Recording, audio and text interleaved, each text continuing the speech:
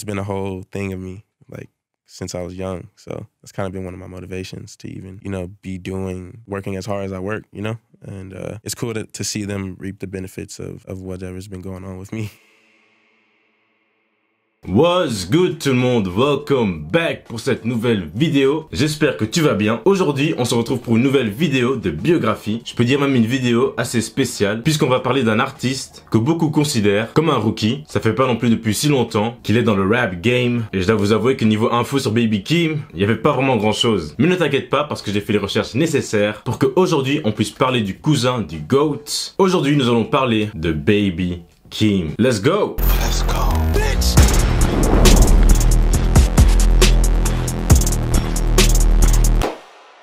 Juste avant qu'on commence la vidéo, n'hésite pas à t'abonner à la chaîne si t'aimes bien mes vidéos, ça m'aide vraiment beaucoup. Subscribe! De son vrai nom, Hakeem Johnny Carter Jr. est né le 22 octobre en 2000 à Carson, en Californie. Mais il faut savoir qu'il a grandi à Las Vegas, qu'il décrit comme une ville ennuyeuse et aussi assez petit. Et il a été élevé en grande partie par sa grand-mère. Dès l'âge de 4 ans, Baby Keem traînait déjà dans les studios. Il y avait ses tantes et ses oncles qui faisaient tous de la musique en utilisant le logiciel LimeWire sur Windows. Je parie que c'était sur Windows XP.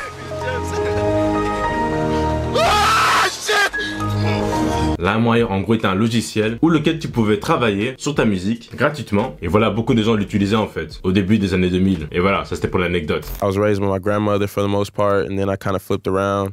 I was with my mom for a stint. I just kind of flipped around houses a lot, so it kind of, people don't really know that, coming off of Die For My Bitch and whatever. Donc voilà, comme je disais, Baby Keem était vraiment entouré de la musique autour de lui, mais ça sera seulement en 2008, en hiver, à Las Vegas, après d'avoir écouté l'album 808 and Heartbreak de Kanye West, qui se dit « Damn, moi aussi j'ai envie de faire de la musique !» C'est depuis là qu'il va vraiment faire ses recherches à propos de la musique. Il va idoler plusieurs artistes, comme Ye, Lil Wayne, 50 et surtout Kid Cudi, qui l'a vraiment influencé dans son travail et qui est un de ses artistes préférés. I love Uzi, I love Cardi, I love Dot. Trav, that's just like right now, but growing up, like I was really on Kanye. Right, I hear that. Yeah, I could keep going on and on. En 2010, Baby Keem va devenir un mini YouTuber puisqu'il va commencer à upload ses gameplays de Minecraft sous le nom de Almighty Mods. Et pour les fans de Minecraft, son alias était Hakeem C. Et Baby Keem avait quand même cette réputation d'être un gamer hyper chaud sur Minecraft. Il avait plus de 1000 abonnés et ça lui arrivait aussi de faire des appels sur Skype pour jouer avec ses fans. Sa chaîne est maintenant inactive, mais le lien sur sa chaîne te redirige directement à son compte sur SoundCloud. Ça sera vraiment à partir de 2014 où il va vraiment poursuivre sa carrière musicale et prendre ça au sérieux. I was recording myself in like my auntie bedroom, cause that's who I was staying with at the time. And yeah, like I just remember them being like, "You should just make beats. Like that's like Kanye made beats. You should make beats. That's tight." And I'm like, oh, I don't know how to make a beat, like. And so I just started recording myself in FL Studio, and then along the way I started building a beat around my vocals. And then so that taught me how to like build a song around vocals. Baby Keem en fait a toujours su qu'il voulait faire de la musique de base, mais il n'avait pas assez confiance en sa voix et il a attendu pour que ça puisse se développer. Baby Keem a partagé qu'au début il essayait de rapper avec sa voix grave, mais c'est en rappant avec sa voix aiguë qu'il a commencé à trouver son vrai flow. C'est pour ça en fait que quand t'écoutes Baby Keem, il rappe souvent avec sa voix aiguë, avec des what up for me, baby. Bref, pour ceux qui écoutent Baby Keem, je pense que vous avez compris ce que je veux dire, mais j'essaie.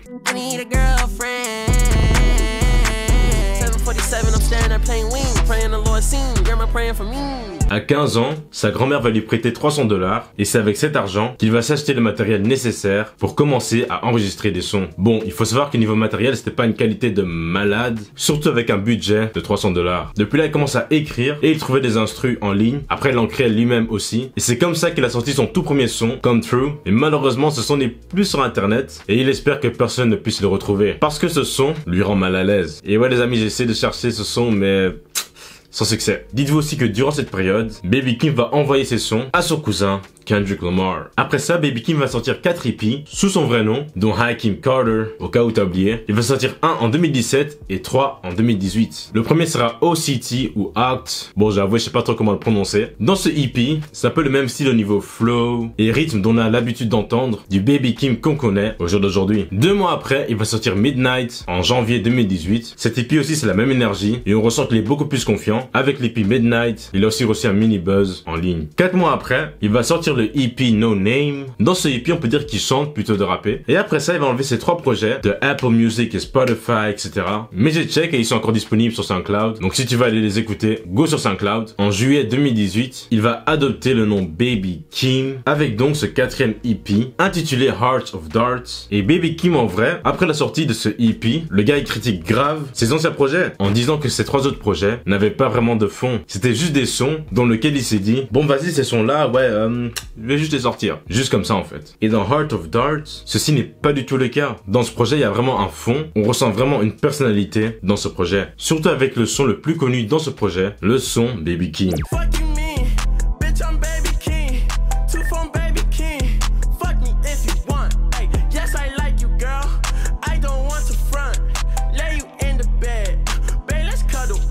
Un an après, en 2019, il va sortir le EP The Sound of Habits avec le son Gangsta Activities qu'il a d'ailleurs clippé. Cette vidéo était la première vidéo où Baby Keem a atteint le 1 million de vues et c'est à partir de cette vidéo que les gens se sont encore plus intéressés à lui. Une vidéo d'ailleurs qui a été réalisée par un certain Shia LaBeouf. Baby Keem a d'ailleurs souvent travaillé behind the scenes puisqu'il a aidé différents artistes à écrire et produire leurs sons comme Schoolboy Q dans l'album Crash Talk pour des sons comme Num Num Juice et Lies. Puis il y a aussi J-Rock dans son album Redemption avec le son Rotation et Knock It Off. Il a aussi contribué dans l'album de Black Panther produit par Kendrick et aussi dans The Lion King The Gift produit par Beyoncé. Donc ouais, comme tu as remarqué, ce sont vraiment des big names dans l'industrie et il peut surtout remercier son cousin qui l'a bien sûr aidé pour qu'il puisse contribuer à tous ces projets. Right around the time that you started making music is around the time that you reconnected with Kendrick. But I focused in on the word reconnecting. As you guys lost touch, what had happened exactly? I was a kid, honestly. Like I wouldn't even say lost touch. Like I was just like, last time I seen him, I was probably like really young, like probably like 5 or something. I was just a kid, like you know what I mean. So I probably would say like. I had started making music when I was like 14, right? And then I didn't see him. It was an unfortunate situation that happened in my family. And then I guess we kind of just connected through that. But like I wasn't really making music to the point where I would be like, yo, like, you know what I'm saying? So I was just kicking it, like, you know, whatever, it was whatever. He didn't really even know until like later. I finally just like sent him a song and it was just like, oh, he's like, oh shit, like, like he heard something, and I guess he's like, I'm gonna play this for everybody in the studio. And I'm like, all right, for sure. And then I was like, all right, I'm gonna wait. I'm not gonna send him no more music. I'm gonna wait and get better again, and then we'll come back later, and then I'll send him music again. And then, so I wasn't sending him music for a minute, and then, like, I don't know, yeah, we just touched bases on that, but we connected through that unfortunate situation that had happened. Le 19 juillet, en 2019, Baby Keem va sortir la mixtape Die For My avec le son Orange Soda qui a été certifié Platinum. Et ce qui est vraiment cool à ce projet, c'est que certes c'est du rap, mais il y a des sons où c'est pas du tout le cas. Dans ce projet on peut retrouver des éléments de rock. Non, pas ce rock là. Et tu peux aussi retrouver cette vibe de pop punk. Et en vrai, moi perso, c'est un truc que je respecte de ouf chez un artiste. Quand il sort de sa zone de confort et nous propose un truc de nouveau. Drake a d'ailleurs partagé que ce projet faisait parmi de ses projets préférés de l'année 2019. Did you expect Orange Soda to go as far as it did? Yeah. How'd you know? Cause I found myself driving to school, cause I was still in high school when I made that song. And I was riding to it. Like, wow, like it was really urgent because I made the beat like at like 2 a.m. and then I fell asleep. I had to probably wake up like at 5, and I got right to it. And I was writing that song all day in class. Like, no wonder your grades was fucked up. Yeah, I was sleeping like in class, going crazy. Because all night you was up making beats. I started getting C's and shit. Damn. Après le projet Die For My Bitch, il va rester silencieux comme son cousin. Ça sera seulement un an après, en 2020, où il va sortir 2 sons, dont Sons and Critic Freestyle et Hooligan, qui a d'ailleurs fait beaucoup de bruit au niveau des médias, comme Complex et XXL Magazine, dont lequel il a fait partie de la classe en 2020. Et dans la vidéo, ouais, c'est plutôt bizarre, je trouve. T'as l'impression que Baby Keem est vraiment dépressif, et dis-toi qu'il parle même pas tout au long de la vidéo. 555, had to influence the wave. 555, hop in the ship, go to space. Mais justement, cette vidéo que vous venez de voir, ceci incarne un peu son personnage. Le gars, il dit pas grand chose sur le réseau, tu vas pas non plus le voir partout, et c'est justement ça qui intrigue l'auditeur à se dire, damn, Baby Keem, c'est quand qu'il sort un nouveau son? Et dès qu'il sort un son ou un projet, tout le monde saute dessus, un peu comme avec Kendrick. It don't feel like you're in a hurry either to put out mad. You're not over rapping. Yeah. You're not rushing to put out, 50 songs in a year type. So, for sure. We definitely got some records on the drive that's like, damn, like those got to see the light. But it's the thing of like, it got to be the right time. It got to feel right, And that's really how I base it. Especially with Melodic Blue. I was in such an experimental pocket with myself, trying to push myself to limits I didn't really even know I could go. Because I don't want to do the same thing every project. So, and I'm young, and I know I just started, but I'm trying to do something different every album. Un an après, il va encore sortir 2 sons, No Sense et Do Rag Activities, avec Travis Scott. Mais perso, je trouve, et je pense que c'est un fait, c'est que le son qui ressort le plus de l'eau en 2021 pour Baby Keem, c'est Family Ties. Who the fuck like this in a party? Beat him up, beat him up, beat him up, beat him up. I was seeing double in the projects, mad at myself, let him put it to the side. Ouais, si t'avais pas encore capté, c'est bel et bien le son que j'utilise pour l'intro. Dis-toi que ce son n'allait presque pas sortir, puisque Baby Keem trouvait le son bien, mais pas assez bien pour le faire écouter au public. Le son est sorti sous le label de Kendrick, PG Lang. Le son a été certifié 3 fois Platinum aux States, et le son a aussi gagné un Grammy pour le Best Rap Performance. Et dire qu'il allait presque pas sortir le son, crazy. D'ailleurs, ce son était aussi le comeback de Kendrick aussi, puisqu'on l'avait pas revu depuis son featuring avec The Weeknd dans le son Pray For Me. Ceci a vraiment donné encore plus de visibilité à Baby Keem, et le résultat, bien sûr, a payé très fort. Originally, I wasn't gonna put it on because it wasn't the Family Ties we all know. It was like the first beat, and then it was some raps, but it was cool. It was some cool raps. And then, but Dot and everybody in the studio was just like, man, that song. But I'm like, I'm stubborn, so I'm like, nah, I don't know. Vers la fin de l'année, le 10 septembre en 2021, Baby Keem va sortir son premier studio album, The Melodic Blue, qui a été certifié Gold et qui a topé la 5e place au Billboard. D'ailleurs, je vous recommande d'écouter le son Range Brothers, parce que ouais, c'est plutôt drôle à écouter. Let's get this shit, let's get this shit, let's get this shit, let's Top of the morning, top of the morning, top of the morning, top of the morning, top of the morning, top of the morning, top of the morning. Hold on, let's get this shit, let's get this shit, let's get this shit, let's Range Brothers, shooting with your brother on the range, Kendrick Lamar. Yeah. He's on 2 songs on the album.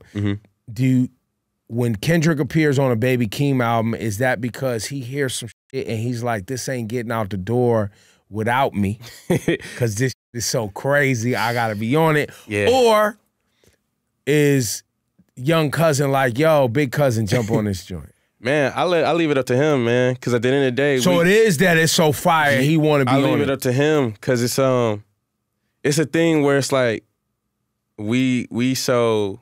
Like, I kind of picked this up from him a little bit where we just change all the time. So he'll be on one record and then next day he'll be on the next record. Like, so we was in a perfect spot where we felt the music was really high tier to that point, and he just really got to pick what he wanted to do. Got it. Et récemment, le 30 mai, cette année en 2023, Baby Keem et Kendrick ont sorti un son et un clip de nulle part intitulé The Hillbillies, qui a un peu été critiqué parce qu'ils ont copié le flow de Drake dans le son Sticky. Perso, j'ai réécouté les 2 sons et ouais, ça s'entend quand même que Kendrick et Baby Keem ont fort copié Drake dans Sticky. Mais après sur Twitter, Baby Keem a fait une référence au son Sticky et je pense qu'avec ça, il voulait faire comprendre que voilà, ils se sont inspirés de Drake sans mentir. Mais bon, après, à toi de juger. Hey yo, Eric, bring them girls to the stage, cause somebody's getting paid and free big slime out the cage. Messy, get them girls off the stage, cause somebody's gonna get taken, somebody's gonna invade on a one-on-one conversation. So yeah les gars, Baby Keem. En vrai, à mon avis, je trouve vraiment que c'est un bon artiste. Après, perso, moi je l'écoute pas H24, mais je trouve qu'il est bon. Même si des fois j'ai déjà vu des critiques qui le reprochent que sans Kendrick, il serait pas là, évidemment. Il n'est pas passé par le chemin le plus dur, on va dire. Il a été bien entouré avec des bons conseils. Et à mon avis, je ressens pas comme s'il a volé la place de quelqu'un, tu vois. I have to work harder than everybody, like, that's just end the story wherever I'm at, so. Yeah, I just have to figure out the best scenario, you know what I mean, and but I'm gonna make it work for sure. Voilà les amis, c'est la fin de la vidéo. Si tu es nouveau sur la chaîne, please abonne-toi à ma chaîne, on est presque à 10 000 abonnés. Rejoins-nous dans cette journée vers 10K, like et partage la vidéo. Et écris aussi dans les commentaires ton son préféré de Baby Keem. Et comme d'habitude, on se revoit très vite à la prochaine vidéo. Peace out y'all, peace.